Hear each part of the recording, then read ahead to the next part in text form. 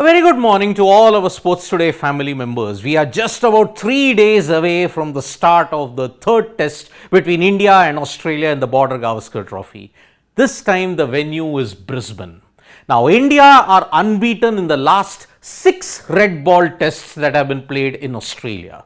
You look back at it right from 2018 onwards, they won 2, they lost a test in 2020, 2021, but that was a pink ball test match. Then you won in Melbourne again, you drew in Sydney, you won in Brisbane, now you won in Perth. So that is why when you look at it, 6 red ball test matches, they are unbeaten. So, Team India has arrived in Brisbane and now they will be training tomorrow from 9:30 a.m. local time, which means around 4:30 a.m. IST here. So, looking at the current situation, India versus Australia, everything will be geared up for tomorrow. Let's see who all comes for the press conferences and who all does it, because most likely the captain on the eve of the Border Gavaskar Trophy third test, they will come on the 13th. But there is a big concern in the build up to the Border Gavaskar Trophy, because Damien Fleming, who is a former Australia bowler, he's told Sen Radio that perhaps India are hiding Jasprit Bumrah's injury, because he held his adductor muscle and there was cramps, and that is why he continued to bowl. But then why did he bowl in the second innings also? Because it was not needed. Now, have India hidden Jasprit Bumrah's injury heading into the build up to the Brisbane test? That we do not know.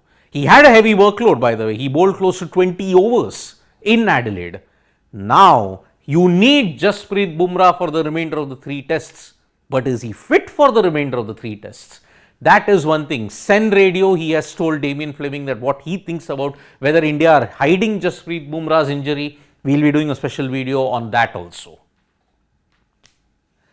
Pakistan versus South Africa, the first T20I happened at Kingsmead in Durban, and David Miller was the star, and along with George Linde, his all-round exploits, a 40-plus score and 4 wickets ensured South Africa won the first T20I against Pakistan by 11 runs.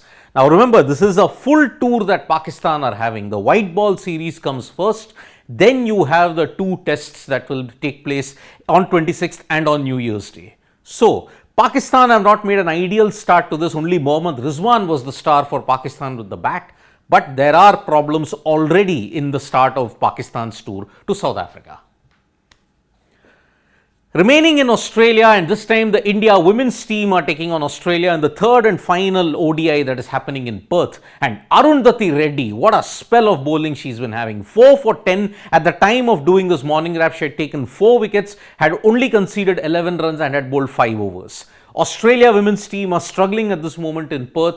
They'll be eyeing a whitewash while India are eyeing a consolation win here. Remember, the 2 games that happened in Brisbane, they just didn't go India's way, and that is why India versus Australia in Brisbane, that was not what they intended to. Now in Perth, India will be aiming to end their tour on a high.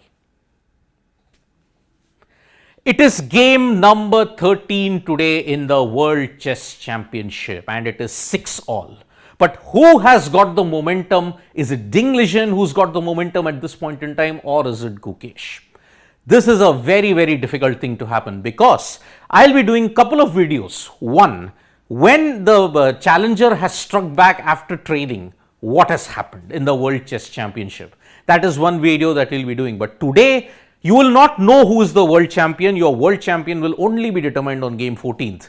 But remember, if both games are drawn and both players are tied on 7 points apiece, then you are heading into the tiebreakers that will be played on the 13th.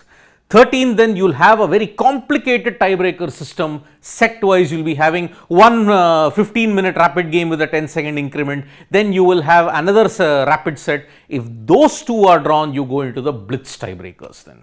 So, this is how this World Chess Championship is going into. It's reaching a crescendo. Let's see how that happens. So, 2 major events that we are going to build up to in the next 2 to 3 days. One is the India versus Australia test match that's happening in Brisbane. Second is the World Chess Championship. Only 2 more games remain.